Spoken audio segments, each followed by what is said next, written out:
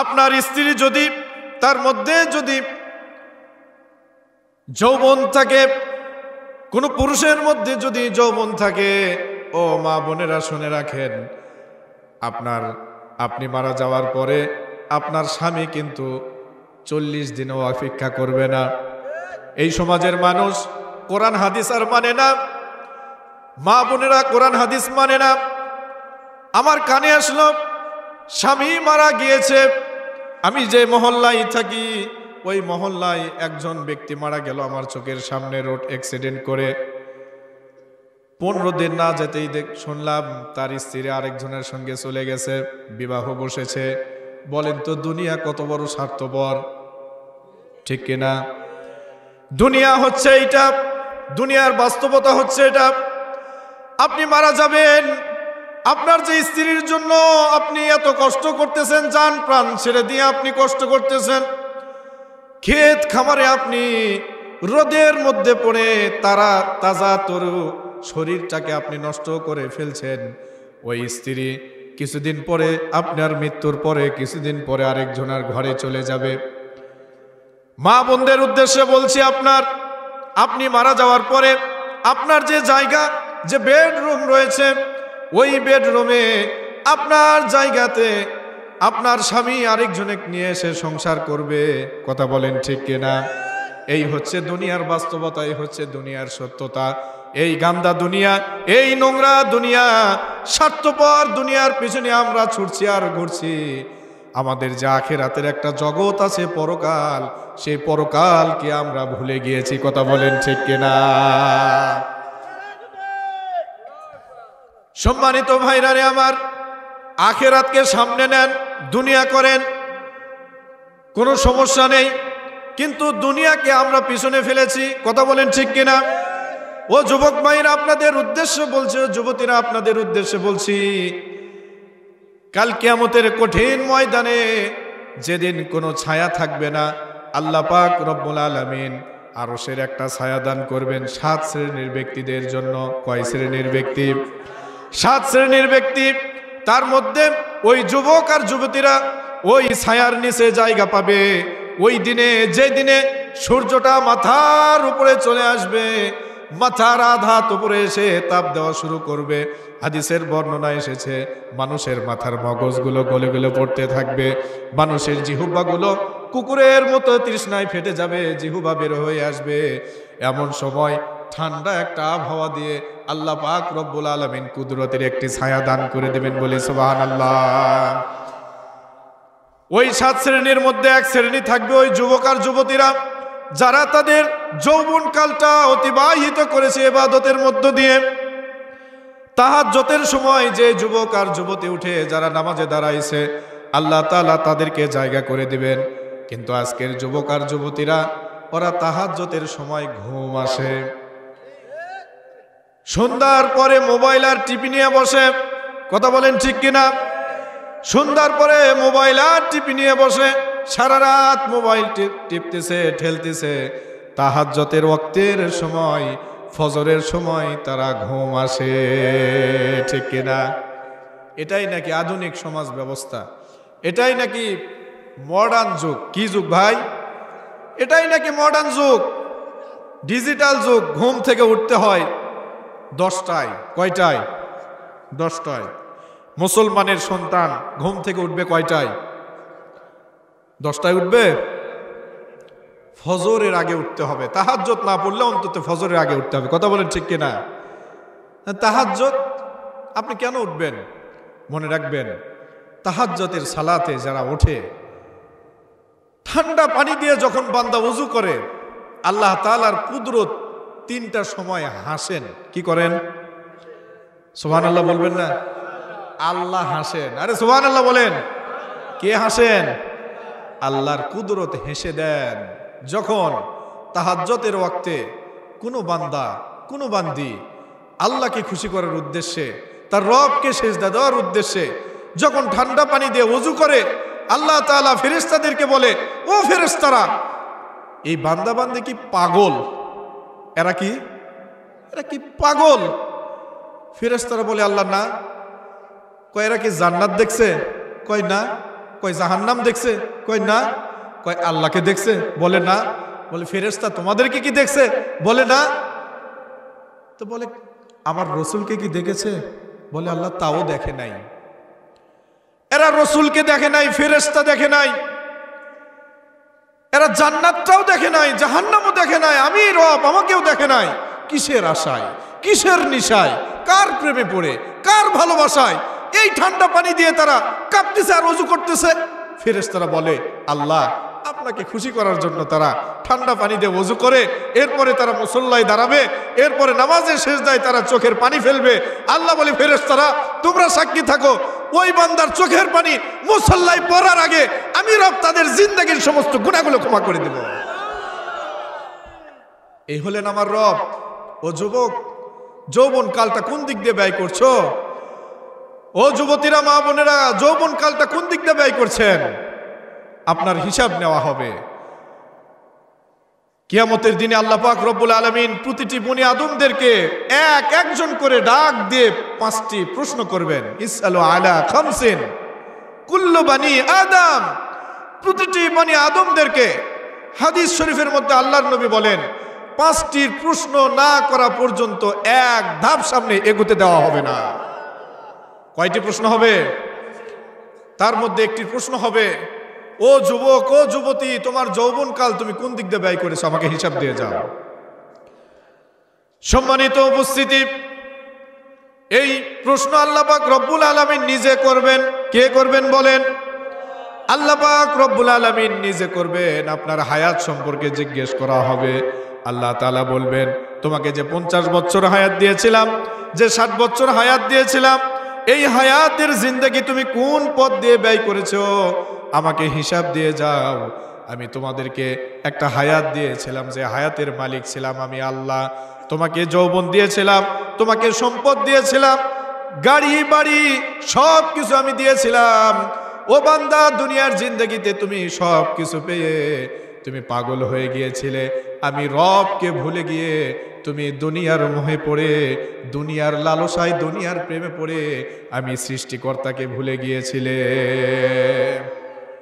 আল্লাহ পাক রব্বুল আলামিন কিয়ামতের দিনে বলবেন, যেহেতু তুমি বান্দা দুনিয়াতে আমাকে ভুলে গিয়েছিলে, আহারে বড় আফসোসের কথা, বড় কঠিন কথা, বড় দুঃখের কথা।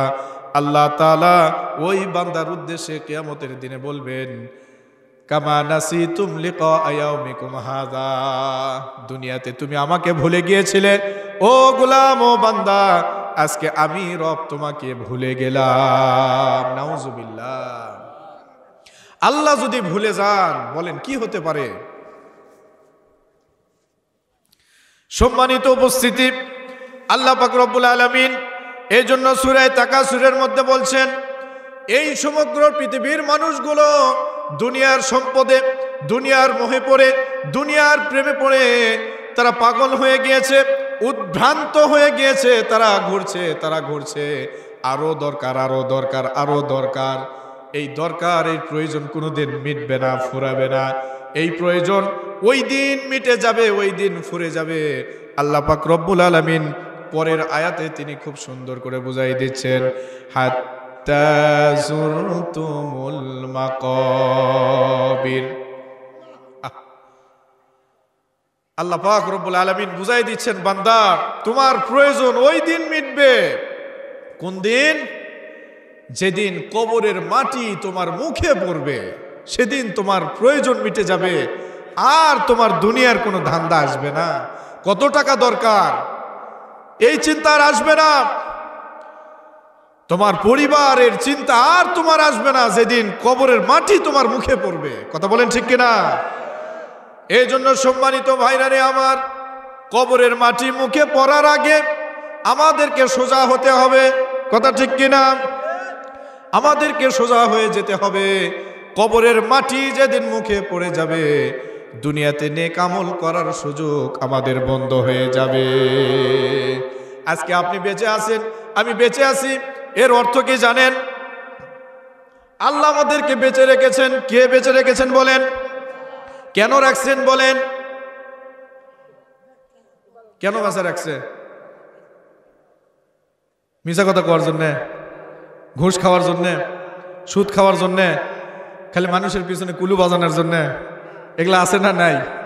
জমির আল ফেলার জন্যে, হ্যাঁ, বেপর্দা নারীদেরকে দেখার জন্যে, প্রেম করার জন্যে আল্লাহ কেন বেঁচে রেখেছেন? আল্লাহ তাআলা গুনাহকে ক্ষমা করে নেওয়ার জন্য বেঁচে রাখছেন।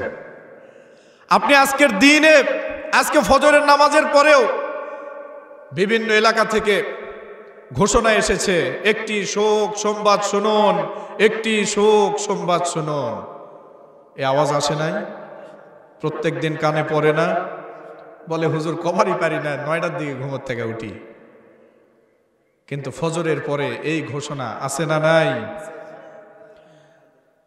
একদিন তোমারি নাম মসজিদে হবে এলান। হবে কি হবে না? প্রত্যেকেরই হবে। একদিন তোমারি নাম মসজিদে হবে এলান। তৈরি থাকো, তৈরি রাখো, কবরের মাল সামান। একদিন তোমারি নাম মসজিদে হবে এলান। একটা দিন আপনি ঘুম আসবেন, কিন্তু আপনার ঘুম আর ভাঙবে না। প্রতিবেশী এসে আপনাকে ডাক দিবেন, সম্মানিত ভাইরারে আমার, চোখটা একটু বন্ধ করেন, সবাই মাথাটা নিচুর দিকে করেন, মাথাটা নিচু করেন, চোখটা বন্ধ করেন, কথাগুলো কানে নেন, কলিজায় নেন। একটা দিন সময় আসবে আপনার ঘুম আর ভাঙবে না। আপনার স্ত্রী এসে ডাকাডাকি করবে, কলিজার টুকরা সন্তানগুলো ডাকাডাকি করবে। যখন জানাজানি হয়ে যাবে, আপনার ভিতর থেকে আপনার আত্মা বের হয়ে গিয়েছে, আপনি দুনিয়াবাসীর কাছে আর আব্দুল কালাম নেই, আব্দুল বারি আর নেই, আব্দুর রহমান নামে আপনি আর কেউ নাই। পরিবার চিল্লাচিল্লি করবে, সন্তানগুলো গলা কাটা মুরগির মতো ছটফট করবে আর বলতে থাকবে, আব্বু কথা বলো, বাবা কথা বলো, কিন্তু আপনার আর মুখ দিয়ে কথা আসবে না। শরীরটা বরফ হয়ে যাবে, ঠান্ডা হয়ে যাবে।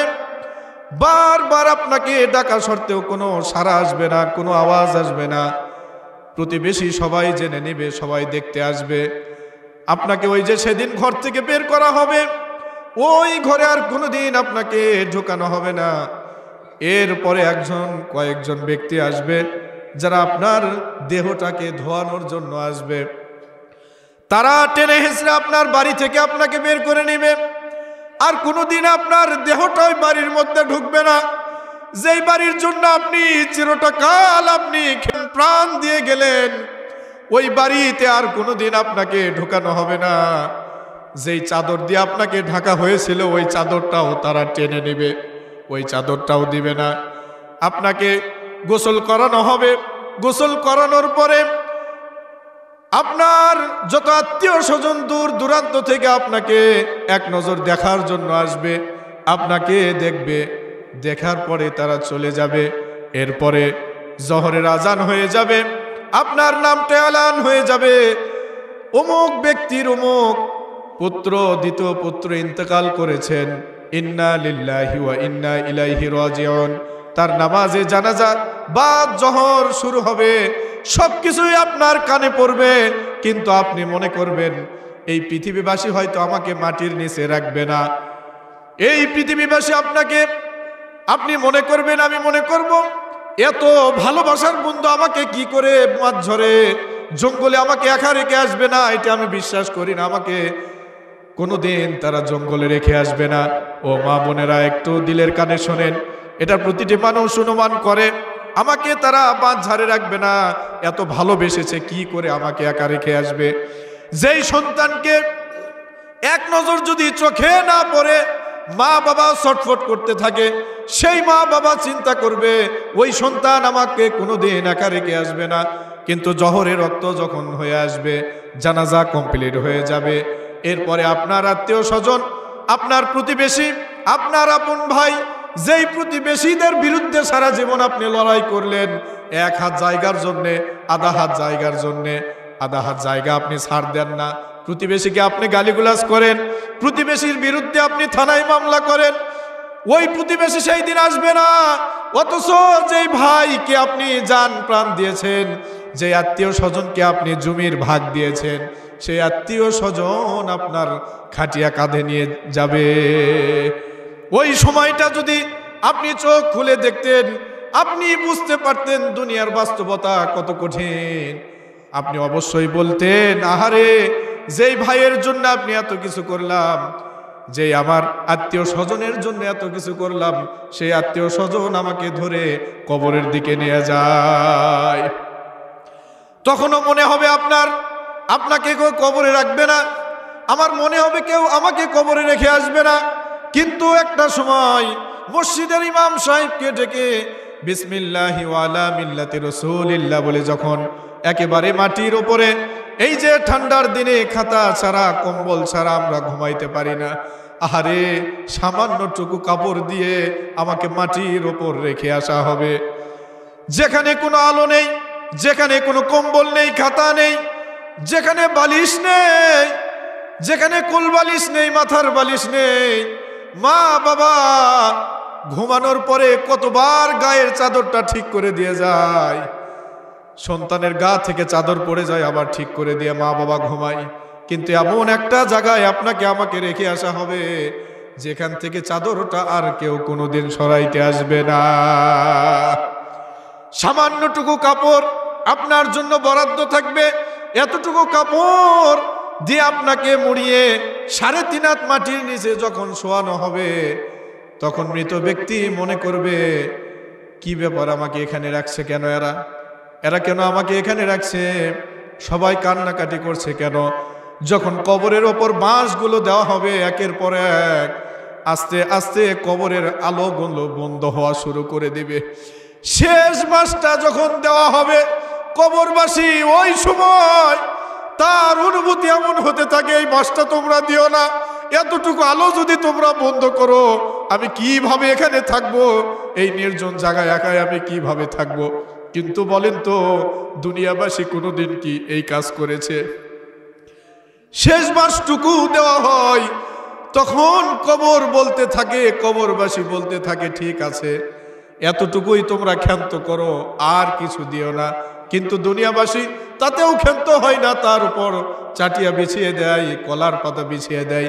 কবরবাসী বলে, আর কিছু দিও না, এত কিছু যদি দাও আমি কিভাবে থাকবো। সে সময় পর্যন্ত আপনার কলিজার টুকরা সন্তান এসে মাটি চাপা দিয়ে যখন কবরটা অন্ধকার করে দিয়ে যায়, কবরবাসী বলে, হাই রে, যে দুনিয়ার জন্য, যে দুনিয়ার সম্পদের জন্য পাগল হয়ে গিয়েছিলাম, যেই সন্তানের ফিউচার লাইফের জন্য আমি পাগল ছিলাম, সন্তানদেরকে প্রতিষ্ঠিত করলাম, ওই সন্তান থাকলো, স্ত্রী থাকলো, ওই স্বামী থাকলো, সম্পদ থাকলো, বাড়ি থাকলো, গাড়ি থাকলো, কিন্তু সবাই মিলে স্বার্থপরের মতো আমাকে কবরে রেখে গেল। ঠিক কিনা? আপন বলতে কেউ আছে দুনিয়াতে? আপন বলতে কেউ আছে? কেউ নাই। আপন বলতে কেউ নাই। আপন মানুষ চেনা বড়ই দায় রে, আপন মানুষ বোঝা বড়ই দায়। আপন মানুষ চেনা যায়? দুনিয়াত কাকে আপন ভাববেন? কিছুক্ষণ আপন তো বেশি সময় পর, কথা ঠিক কিনা? যে আত্মীয় স্বজনকে আপন ভাবতেছেন, ওই আত্মীয় স্বজনকে যতদিন দিতে পারবেন ততদিন আপন। যেই বন্ধুকে আপনি আপন ভাবতেছেন, সেই বন্ধুকে যতক্ষণ সময় দিবেন ততক্ষণ আপন, যতক্ষণ আপনার উপকারে আসবে ততক্ষণ আপন। সারা জীবনে আত্মীয় স্বজনদের একটা যদি দোষ হয়, বলবে সারা জীবন আমাদেরকে দেখতে পায় না। এই হচ্ছে দুনিয়ার বাস্তবতা, এই হচ্ছে দুনিয়ার সত্যতা। দুনিয়াতে আপন বলতে কেউ নাই, সবাই স্বার্থপর। সম্মানিত ভাইরা আমার, আপনাদেরকে দুইটা অনুরোধ করি, দুইটা জিনিসের প্রতি গুরুত্ব রাখবেন। কয়টা জিনিস? সবাই শুনতেছেন? খারাপ লাগতেছে? মন খারাপ করতেছেন? বেজার হচ্ছেন? রাগ করতেছেন? চলে যাবেন? দুইটা জিনিস। কয়টা জিনিস? আপনার নিজের সুস্থতা, কি বললাম? নিজের সুস্থতা। আর দ্বিতীয় নম্বর আত্মার সুস্থতা। কয়টা সুস্থতা? নিজের সুস্থতা। ও মা বোনেরা শোনেন, আপনার আত্মার সুস্থতা, নিজের শরীরের সুস্থতা আপনি নিজেই কেয়ার করবেন। এই দায়িত্ব কেউ নেবে না। আপনি অসুস্থ, আপনার সন্তান হয়তো টেলিফোনে খবর নেবে, বাবা অসুস্থ হয়েছো নাকি শুনলাম, সময় মতো ওষুধ খেয়ে নিও, জাস্ট এতটুকুই। আপনার গায়ে জ্বর, আপনার স্ত্রী হয়তো একদিন দুই দিন একটু মাথায় তেল দিবে, তারপরে আর দিবে না, বলবে এত সারাদিন কাজ করে তোমার খেদমত করার সুযোগ নাই। স্ত্রীরা যতটুকু স্বামীর খেদমত করে এটা সত্য, কিন্তু আমরা স্বামীরা স্ত্রীর ওই পরিমাণ খেদমত করি না। এটা সত্য না মিথ্যা? সত্য না মিথ্যা? অথচ আল্লাহ পাক রব্বুল আলামিন বলেন, হুন্না লিবাসুল লাকুম ওয়া আনতুম লিবাসুল লাহুন্না। স্বামী স্ত্রীর পোশাক, স্ত্রী স্বামীর পোশাক। আল্লাহু আকবার বলেন। আচ্ছা বলেন তো, আমার এই পোশাক আমার শরীরের সাথে না বাহিরে? ভাইরা একটু আগে আসেন তো সামনের দিকে, পিছনে মুসল্লি দাঁড়িয়ে আছে, ভাই আপনারাই ঘুরে আসেন তো সামনের দিকে। এই লোকগুলা উসুম আছে তো লড়িচ্ছে না, কথা ঠিক কিনা? আপনারা একটু আগে আসেন, এই সাইডে ফাঁকা আছে, একটু জায়গা করে দেন, একটু জিকির করেন লা ইলাহা, জোরে লা ইলাহা, লা ইলাহা, লা ইলাহা।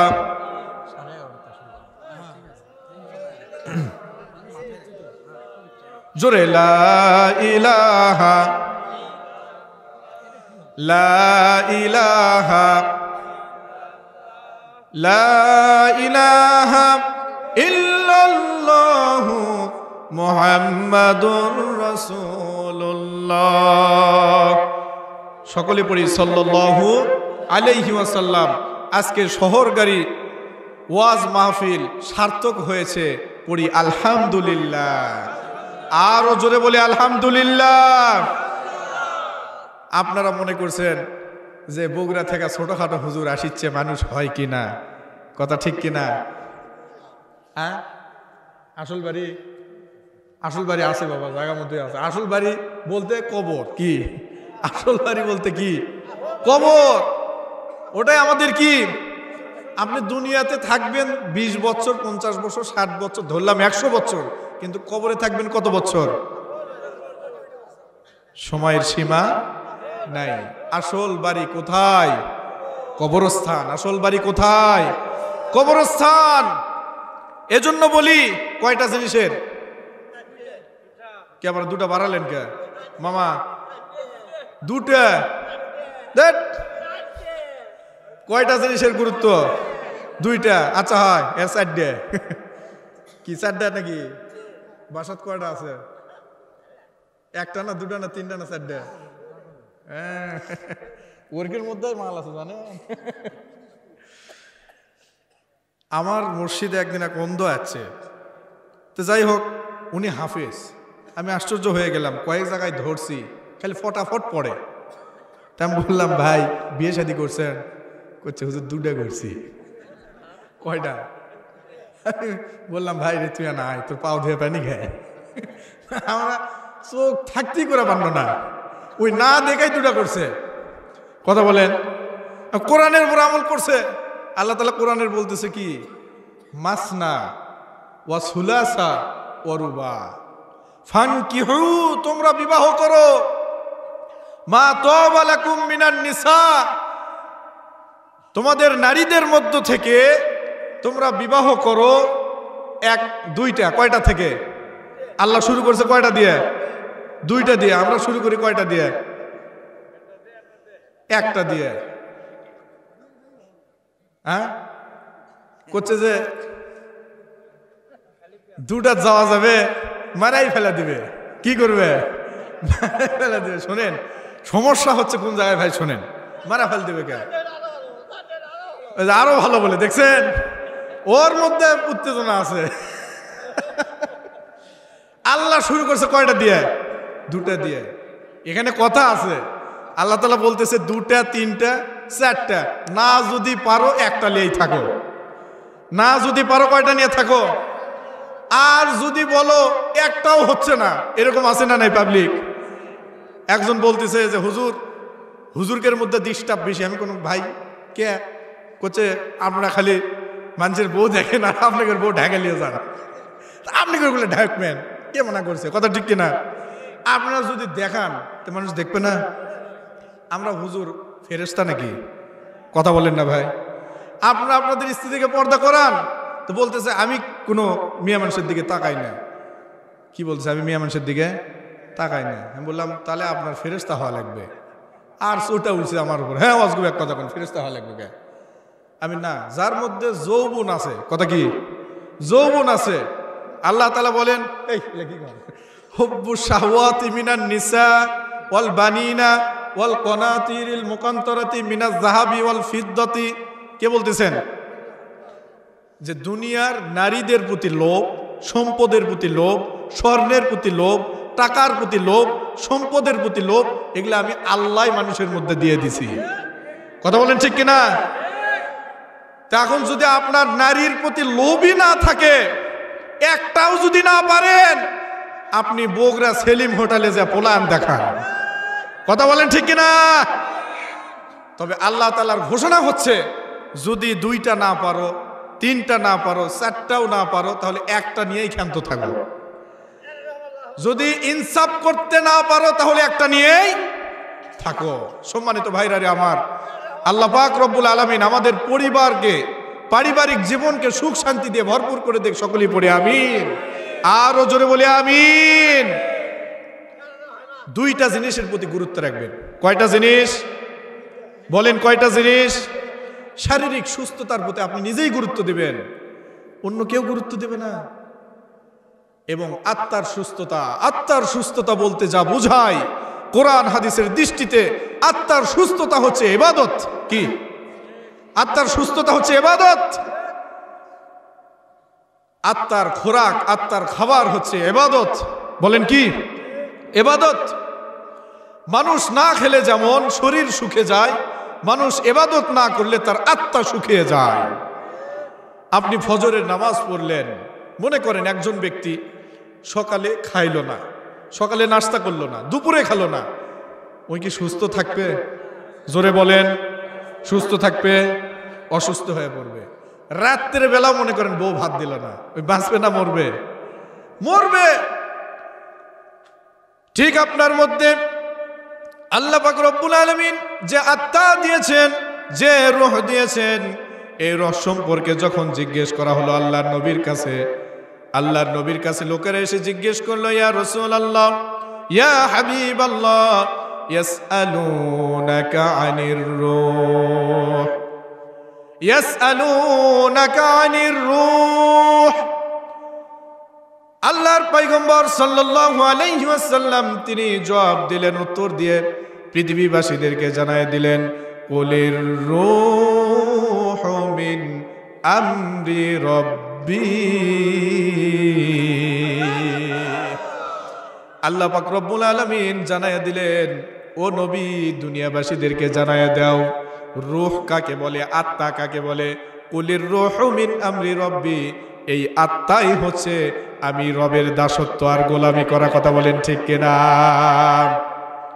আপনি ফজরের নামাজ পড়লেন না, মা বোনদের উদ্দেশ্যেও বলছি, আপনি ফজরের নামাজ পড়লেন না, আপনি মনে করেন আপনার আত্মাকে সকালের খাবার দিলেন না, আপনি জোহরের নামাজ পড়লেন না, আপনার আত্মাকে দুপুরের খাদ্য দিলেন না, আপনি বিকালে মালঞ্চা বাজারে চা নাস্তা করেন, আপনি আসরের নামাজ পড়লেন না, আপনার আত্মাকে আপনি বিকালের নাস্তা দিলেন না, আপনি এশার নামাজ পড়লেন না, আপনি তার মানে রাতের খাদ্য তাকে দিলেন না, আত্মাকে দিলেন না।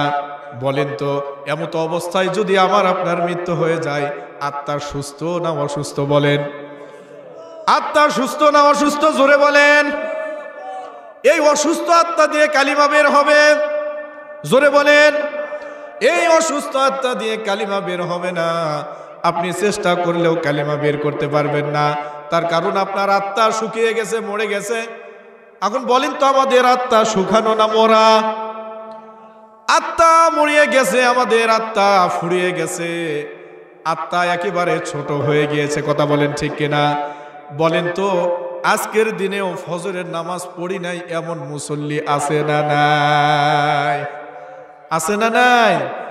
জুমার দিনে যে মুসল্লি হয়, ফজরের নামাজেও সেই মুসল্লি হওয়ারই কথা, কিন্তু তা কি হয়? জোরে বলেন, হয়? হয় না। তার মানে বোঝা যায় এই মহল্লাবাসী ঠিক আছে, মহল্লার মসজিদও ঠিক আছে, কিন্তু নামাজিরা ঠিক নাই। মনে রাখবেন, যতদিন পর্যন্ত এই সমাজের মানুষগুলো 5 ওয়াক্ত নামাজ যথাযথভাবে আদায় করবে না, নামাজের প্রতি যতক্ষণ পর্যন্ত যত্নবান হবে না, নামাজ যতদিন পর্যন্ত খুশু খুজুর সাথে মানুষ আদায় করবে না, ততদিন পর্যন্ত মানুষের ভাগ্য খুলবে না। কথা বলেন ঠিক কিনা?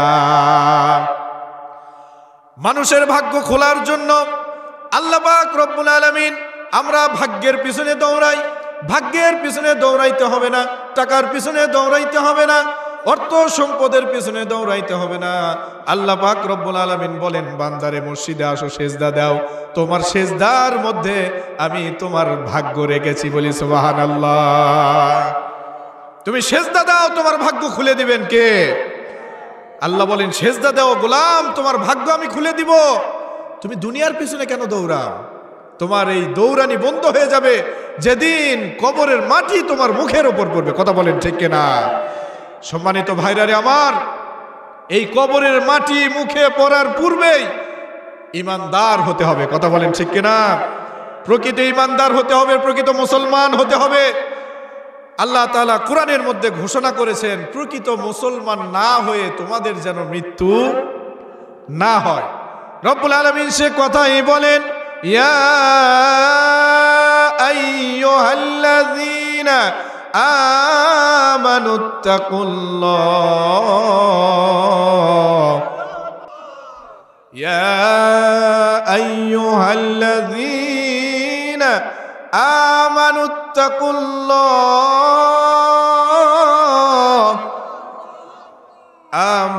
আমানুত্তাকুল্লাহ হাক্কা তুকাতিহি ওয়ালা তামুতুন্না ইল্লা ওয়া আনতুম মুসলিমুন।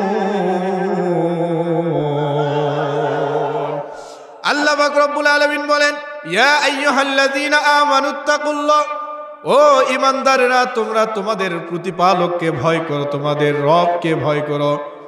হাক্কা তুকাতিহি, হাক্কা তুকাতিহি, ভয় করার মতো ভয় করো। কি? ভয় করার মতো ভয় করো। ভালোবাসা নিয়ে, শ্রদ্ধা নিয়ে, সম্মান নিয়ে তোমরা আল্লাহকে ভয় করো। কি পরিমাণ ভয় করতে হবে? আপনি যখন গুনাহের দিকে ধাবিত হচ্ছেন, আপনার মনে রাখতে হবে, দুনিয়ার কেউ দেখছে না, কিন্তু দেখছে কে? আর আওয়াজ দিয়ে বলেন, দেখছে কে? আপনি ইসলামের পক্ষে আছেন না মুসলমানদের বিদ্বেষীদের পক্ষে আছেন, দেখতেছে কে? বলেন। আপনার অন্তরের খবর কে জানেন? বলেন। এজন্য আল্লাহ তাআলা বলেন, হাক্কা তুকাতিহি, ভয় করার মতো ভয় আমাকে করতে হবে। তার কারণ, ভয় করার মতো ভয় যদি বান্দা আল্লাহকে করতে পারে, বান্দা জবান দিয়ে কোনোদিন মিথ্যা কথা বলতে পারবে না। কথা বলেন ঠিক কিনা? বান্দা কোনোদিন গীবত করতে পারবে না। কথা বলেন ঠিক কিনা? গীবত আছে না নাই?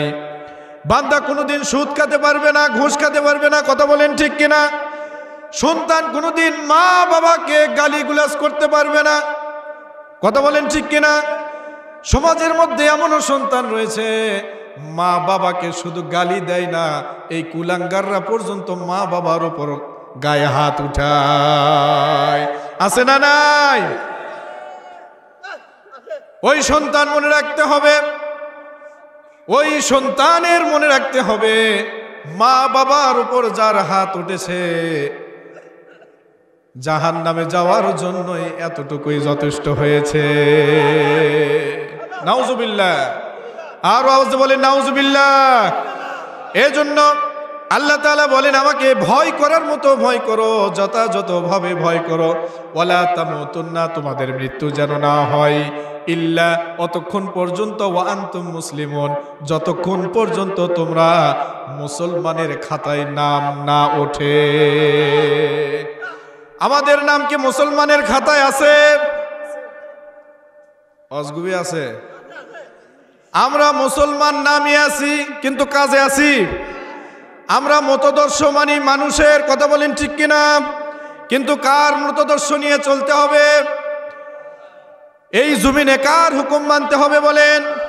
আল্লাহর হুকুম মানতে হবে। এই জমিনে আল্লাহর হুকুমকে প্রতিষ্ঠিত করতে হবে, কথা বলেন ঠিক কিনা?